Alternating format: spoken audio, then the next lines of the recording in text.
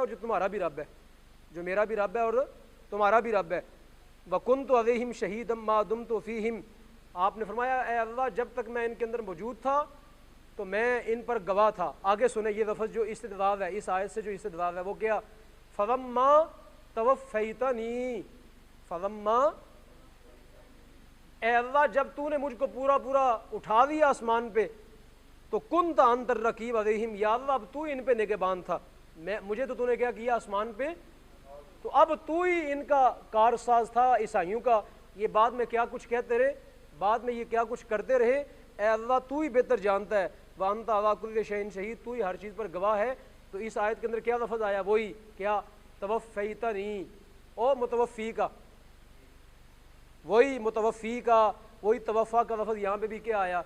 तो इसका माना भी यही है कि ए अल्लाह जब तूने क्या किया, मुझको पूरा पूरा अपने पास बुला लिया, जिस्म रूह के साथ मुझको अपनी तरफ आसमान पे उठा दिया, तो अब मेरी जिम्मेदारी क्या हो गई, ख़त्म हो गई। ईसाइयों के बारे में मेरी जिम्मेदारी क्या हो गई, ख़त्म हो गई, तू ही इनका निगहबान था। आगे समझ इस आया करीमा के अंदर भी वही लफ्ज़ आया, कौन सा, तवफ़्फ़ैतनी। तो इसको भी मरज़ई क्या करते हैं, वही तोड़ मोड़ के जो मुतवफ़्फ़ी को करते हैं, वही इसके साथ भी क्या करते हैं, यही लफ्ज़ के। आगे समझ आपके समझ। अच्छा ये अगली आयत है, नोट करें, बस ये शायद आखिरी आयत है या इसके बाद एक आध आयत है बस, बल्कि शायद ये आखिरी आयत है, ये आखिरी आयत है जी आज के सबक की, बस उसके बाद फिर इजाज़त है। कल से फिर अहादीस का शुरू करेंगे इंशाअल्लाह चैप्टर, कि अहादीस मुस्तफ़ा के अंदर हयात ईसा के बारे में क्या कुछ आता है। ये आयत नोट करें जी, ये आयत है सूरह माइदा की आयत नंबर 75, सूरह माइदा आयत नंबर 75। बिस्मिल्लाहिर्रहमानिर्रहीम। रब्बुल आलमीन फरमाता है, मल मसीह इब्न मरियम, मल मसीह इब्न मरियम इल्ला रसूल कद खलत मिन क़ब्लिहिर रुसुल, कद खलत मिन क़ब्लिहिर रुसुल, नहीं है मसीह इब्न मरियम इल्ला रसूल, मगर क्या है, रसूल है। यानी इनकी शान ये है कि ये रसूल है। कद खलत, तहकीक गुजर चुके हैं, मिन कब्ल ही, इनसे पहले भी, और रसूल क्या गुजर चुके हैं, रसूल गुजर चुके। अब इस आया करीमा के अंदर कादियानियों ने क्या दजल किया, इस आयत करीमा के अंदर एक लफ्ज़ आया क्या, कद खलत, क्या लफ्ज़ आया, कहते हैं इसका माना यह है कि ईसा अलैहिस्सलाम फौत हो गए। कहते हैं खलत का माना क्या होता है, गुजर जाना, खलत का माना क्या है, गुजर जाना। कहते हैं इसका मतलब यह है कि वो ईसा अलैहिस्सलाम पहले रसूलों की तरह क्या हो चुके हैं, पहले रसूलों की तरह वो भी क्या हो चुके हैं, गुजर चुके हैं। तो कहते हैं देखो यहाँ से वफात ईसा साबित हो रही है, क्या साबित हो रही है, यहाँ से बात समझ आ रही है कि नहीं आ रही भैया आपको। लफ्ज़ क्या है इसमें, इस आयत के अंदर कौन सा लफ्ज़ है, कद खलत, क्या लफ्ज़ है, इसका माना क्या है, गुजर गए। तो कहते हैं देखो गुजरने का माना मुराद है फौत हो गए, मुराद है क्या हो गए, फौत हो गए। तो अब ये देखो ये कितना बड़ा ये कादियानी चोर है, चे दिवावरस दुजदे के बकफ चिराग दारद, ये इतना बड़ा चोर है कि चोरी भी कर रहा है और हाथ में क्या चिराग पकड़ा हुआ है। एक है बंदा चोरी करने आया अंधेरे में, तो बत्ती बंद करके चोरी करता है ना, ताकि किसी को पता ना चले। ये इतना बड़ा चोर है कि चोरी भी कर रहा है और हाथ में क्या चिराग पकड़ा हुआ है, हाथ में एक लाइट पकड़ी हुई है, क्या पकड़ी हुई है, यानी चोरी भी कर रहा है और सबके सामने कर रहा है, चोरी भी कर रहा है और क्या कर रहा है, सबके सामने कर रहा है। इसकी इस आया करीमा की जितनी भी तफसीर हैं, जितनी भी उम्मत के अंदर तफसीर लिखी गई, सब के अंदर जो है, इसके अंदर किसी तफसीर के अंदर भी ये माना मुराद नहीं लिया गया कि ईसा अलैहिस्सलाम क्या हो चुके हैं, फौत हो चुके हैं। तफसीर कबीर उठाएं जो इनके मुजद्दिद, जिनको ये मुजद्दिद मानते हैं, इमाम जलालुद्दीन सयूती को भी ये मुजद्दिद मानते हैं, बाकी भी जितने मुजद्दिदीन हैं उनकी तफसीर उठाएं और तफसीर उठा के देखें, किसी के अंदर भी रब्बुल आलमीन ने यह माना मुराद, किसी के अंदर भी मुफस्सरीन ने यह माना मुराद नहीं दिया कि इस आयत के अंदर ईसा अलैहिस्सलाम की क्या साबित हो रही है, वफ़ात साबित हो रही है। ये अकेला चोर है जो चोरी भी कर रहा है और सीना जोरी भी कर रहा है, साथ क्या कर रहा है, खलत का माना क्या करता है, मौत, खलत का माना क्या कर रहा है। आप देखें कुरान की कितनी आयात है जिनके अंदर खलत का माना मौत ही नहीं है, खलत का माना जिंदगी भी है। क्या ये कुरान की आयत नहीं है, व इज़ा खवाउ इज़ा शयातीनहिम, जब वो मुनाफिकीन क्या करते हैं, अपने शयातीन की तरफ क्या होते हैं, अलहदा होते हैं, क्या होते हैं, अच्छा मरे हुए अलहदा होते हैं कि जिंदा अलहदा होते हैं, तो देख लो कुरान जो है खवाओं का लफ्ज़ किस पे इस्तेमाल कर रहा है? तो क्या खवत का माना मौत है? मिर्ज़ा कादियानी ने खवत का माना यहाँ से क्या लिया? मौत मुराद लिया ना। तो ये खवाओ जो है ये वो एक ही मादा इश्तिकाक है दोनों का। इसके अंदर अल्लाह पाक फरमा रहे हैं कि मुनाफिकीन क्या होते हैं, जब अपने शयातीन के साथ क्या होते हैं, अलग होते हैं। तो यहाँ पे क्या है, ये खवाओं का लफ्ज़ किन पे इस्तेमाल हो रहा है? जिंदू पे इस्तेमाल हो रहा है। किन पे इस्तेमाल हो रहा है? जिंदू पे। आगे दूसरी आया करीमा है, व इज़ा खवाओ अद्दू अलैकुमुल अनामिज़ मिनल गैज़। ये आल इमरान की सूरत, आल इमरान की आयत नंबर 119 है कि जब वो मुनाफिकीन क्या होते हैं, अलग होते हैं। व इज़ा खवाओ अद्दू, जब वो अलग होते हैं मुनाफिकीन आपसे, और जब वो मुसलमानों की फतह देखते हैं, मुसलमानों की कामयाबियाँ देखते हैं, अद्दू काटते हैं, अलैकुमुल अनामिज़ अपनी उंगलियों को क्या करते हैं, काटते हैं, मिनल गैज़ किस वजह से? गुस्से की वजह से। कहते हैं कि नबी पाक ने मक्का फ़तह कर लिया, नबी करीम अलैहिस्सलाम ने हुनैन भी फ़तह कर लिया, और जो है वो जनाब मदीना भी के अंदर पुरअमन रियासत बन गई। और जब वो कामयाबियाँ देखते हैं मुसलमानों की तो क्या करते हैं, अपनी उंगलियों को क्या करते हैं, काटते हैं। क्या करते हैं? अपनी उंगलियों को। तो अब देखो ये क्या मुर्दा बंदा अपनी उंगलियाँ काट रहा है? ये किस पर लफ्ज़ इस्तेमाल किया गया? जिंदू पर। किस पर किया गया? और यहाँ पे एक रुक के और बात बताऊँ, वो जो पीछे जगह है उसको क्या कहते हैं? वो जो पीछे जगह है उसको क्या कहते हैं? उसको कहते हैं बैतुल खला। क्या कहते हैं उसको? बताओ, उसका नाम मुर्दा खाना है। इनके नज़दीक तो यही होना चाहिए। कद खवत का माना अगर हो मुर्दा, कद खवत का माना क्या हो, तो गोया मिर्जे के घर में जितने बैतुल खला हैं सब का नाम क्या हुआ? मुर्दा खाना। जितने मसाजिद के अंदर बैतुल खला बने हैं सब का नाम क्या हुआ? चूंकि खला का माना क्या होता है? अलहदा होना। बैतुल खला अलहदा होने की जगह, अलहदा होने का घर। जब आप उसमें जाते हैं दूसरा कोई नहीं होता, ठीक है। तो गोया वो क्या है? अलहदगी की जगह। क्या है वो? अलहदगी की जगह। तो क्या बैतुल खला का नाम मुर्दा खाना रखा जाएगा? अगरचे जो ये मिर्ज़ा कादियानी के बारे में सच ही है, चूँकि वो मरा था किस में? वो मरा था तो इसलिए उसने खला का माना जो है उसके नज़दीक मुर्दा खाना ठीक है, लेकिन आम बंदू के नज़दीक बैतुल खला का माना बैतुल खला ही होता है, उसका माना मुर्दा खाना। चूँकि इसने माना दिया ना, खला का माना ये क्या दे रहा है? मुर्दा। तो इसका मतलब बैतुल खला के नज़दीक, इनके नज़दीक इसका क्या नाम होना चाहिए? मुर्दा खाना। ठीक है। तो बहरहाल ये माज इसकी मन गढ़ंत बातें हैं। कद खवत का माना मुर्दा खाना नहीं है, इसका माना मुर्दा होना नहीं है, बल्कि ये जिंदू पर भी लफ्ज़ क्या होता है? इस्तेमाल होता है। किस पर होता है?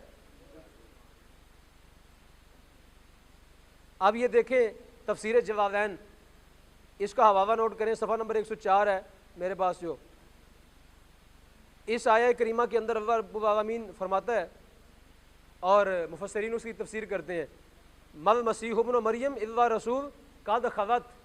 कद खवत का तर्जमा क्या किया गया? मदत। मदा यमदू। क्या किया गया? मदद का माना क्या होता है? गुजर जाना। ठीक है। और आगे मिन कब्ल ही रसूल, आगे मुफस्सिरीन क्या करते हैं? इसका तर्जमा कर रहे हैं, कहते हैं फ़हुव यमदी मिस्लहुम, वो ईसा अलैहिस्सलाम भी गुजरे, मिस्लहुम किन की तरह? पहले अम्बिया की तरह। उनकी शान भी शान रिसालत की है। उनकी शान भी क्या है? शान।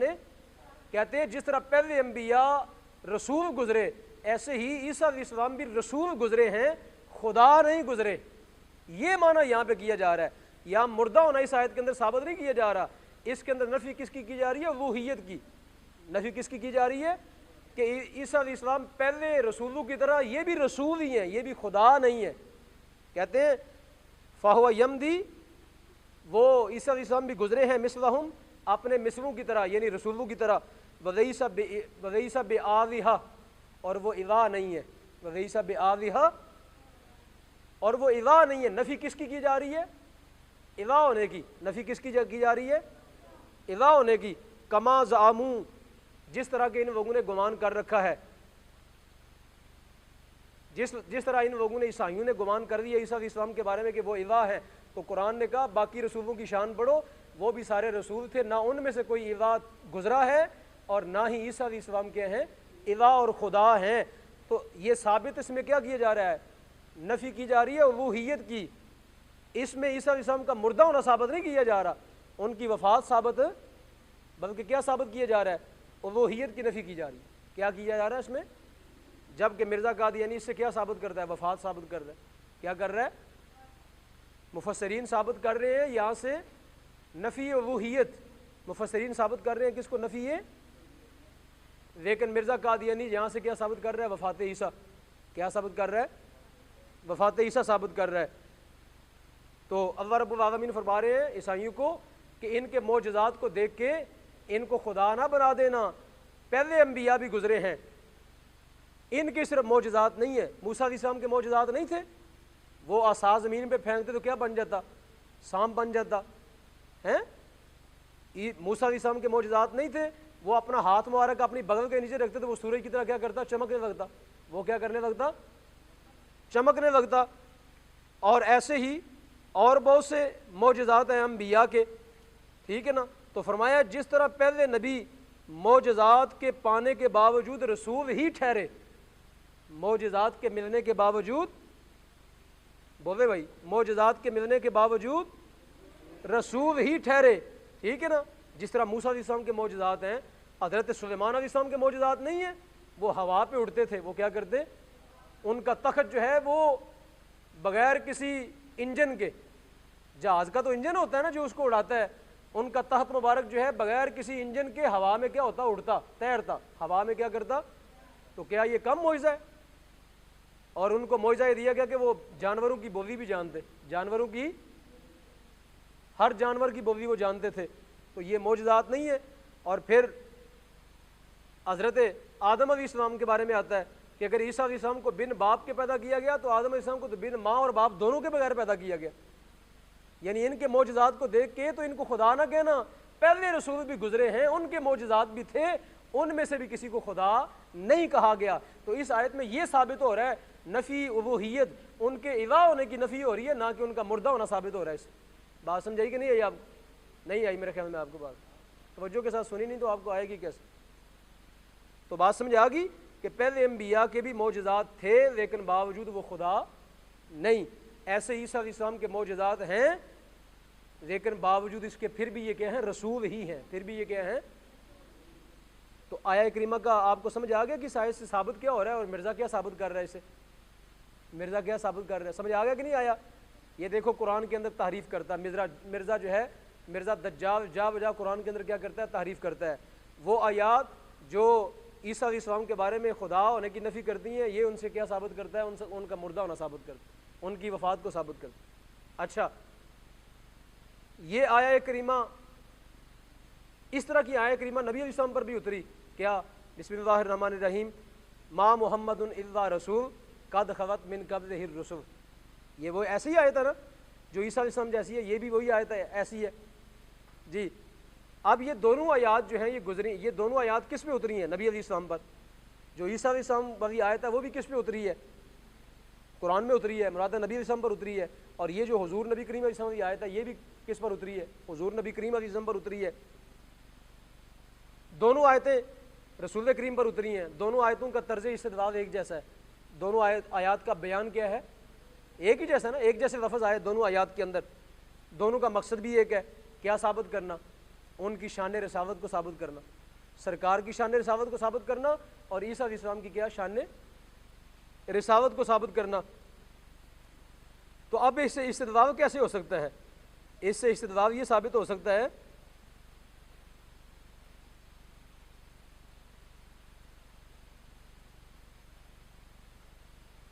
इससे इस्तेदलाल यूँ साबित होगा, यूँ इससे साबित होगा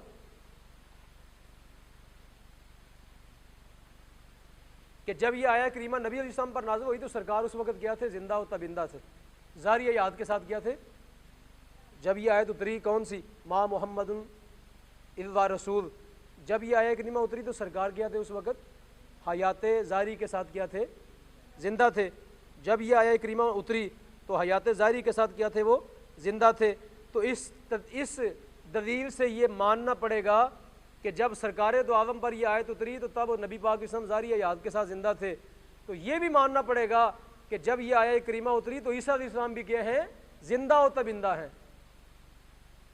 सरकार पर उतरी तो माना इसका बावजूद कि कद खवत का लफ्ज़ यहाँ पे भी आया और उधर भी आया, सरकार पर उतरी तो नबी अलैहिस्सलाम उस वक़्त क्या थे, ज़ाहिरी आयत के साथ ज़िंदा थे। जब ये आयत ईसा अलैहिस्सलाम के बारे में उतरी है तो वो भी क्या है, ज़िंदा हैं। तो सामीन मोहतरम, इन आयात तय्यबात से बात ये पता चल गई कि मिर्ज़ा जो है ये कुरान के अंदर बहुत बड़ी तारीफ़ करता है। आगे इसी मज़मून की आयत है, सूरतुर राद की आयत नंबर 30, अल्लाह पाक इरशाद फरमाते हैं, कज़ालिका अर्सलनाका फ़ी उम्मतिन क़द ख़लत मिन क़ब्लिहा, ए रसूल करीम हमने आपको ऐसे ही भेजा इस उम्मत की तरफ नबी बना के जिस तरह के पहली उम्मतें कई गुजर चुकी हैं। यानी पहली उम्मतों की तरफ भी कई रसूल आए जो गुजर चुकी हैं। आप बताएं, जो पहली उम्मती हैं सारे मर चुकी हैं, पहली उम्मतें सारी मर चुकी हैं। ईद के अंदर भी लफ्ज़ क्या आया, कद खलत, क्या लफ्ज़ आया? देखिए अभी हमारे ज़माने के अंदर ईसाई नहीं पाए जाते, हमारे ज़माने के अंदर यहूदी नहीं पाए जाते, तो क्या इसका माना ये करोगे कि हमने आपको नबी बना के भेजा उम्मत की तरफ और पहली उम्मतें जो सारी मर चुकी हैं?